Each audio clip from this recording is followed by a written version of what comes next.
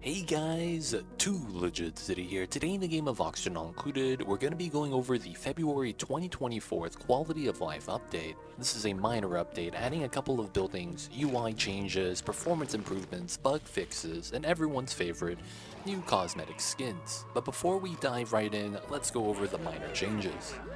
Critters now prioritize eating from their respective feeders, either the critter feeder or fish feeder. Various improvements to critter AI pathing and animation, such as fixing the critter's inherent need to be as close to the floor as possible. Dehydrated food is now listed as individual units instead of cakeouts. Crown molding and corner molding has been renamed to ceiling trim and corner trim. Change the errand type from the critter move to job from storing to ranching type. The copy settings button has been added to various buildings such as the light sensor, manual generator, and rad bolt chamber. Fix the bug that occurred when energy is transferred to the conduction panel building and not to its contents. Biobot story trait improvements no longer requests steel to be delivered when the building is disabled and has added a empty storage button. Destructive dupes no longer target invincible buildings when lashing out. Fix the job suitability glitch where the game would account for dead dupes when calculating errands done in suits. Easy Living achievement no longer requires auto sweepers to outperform dupes by 50%. Fix the conveyor rail icon issue where the icons of items moving on the rail are displayed in a different location. Power lines potential load now accounts for transformer power consumption, and other various visual bugs, crash fixes, and performance improvements. The Tasteful Memorial has been changed and now displays a portrait of the duplicant buried on the grave's headstone. The decor value of the building has also changed from -15 to +10. The gas reservoir building has also been updated, having the artwork slightly modified, but having its capacity increased from 150 kilograms to 1,000 kilograms of gas storage.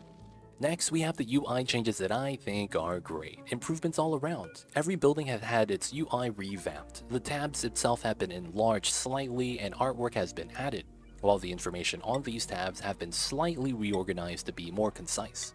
Additionally, the buildings now have an extended menu, a blueprint swapping tab to change cosmetic appearance on the fly, a material swapping tab to change base material type without having to fully deconstruct and rebuild, and finally a config tab to modify and configure the buildings, such as selecting which items should be stored when selecting a storage bin.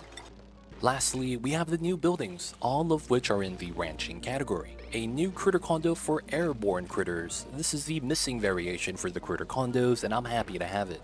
Now all your shine bugs, puffs, and moos can find a place to cozy up. This building has the same recipe cost as the water fort, 200 kilograms of either plastic, plastium, or solid viscal gel. The next pair of new buildings is functionally not a new feature, but rather splitting the functions of the old critter drop-off building. By separating the pickup and drop-off function into two different buildings and allowing them to individually monitor what's selected, you can now manage mixed critter rooms, something we desperately needed to properly manage pups and their variations.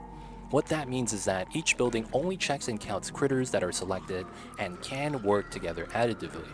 For example, you could maintain 1 puff prince and 5 regular pups, using 2 drop-offs and having the first one selected on the prince with 1 max. The second drop-off would be selected on the pups with 5 max. This will maintain 6 pups in that ranch with that exact ratio.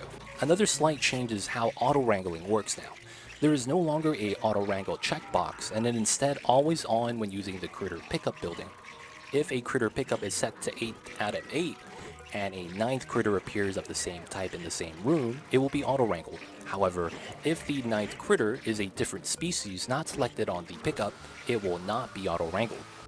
And that is it for the February 2024 Quality of Life update. If you guys have any questions, please leave a comment down below. And of course, thank you guys for watching. Don't forget to like and subscribe. Thank you guys.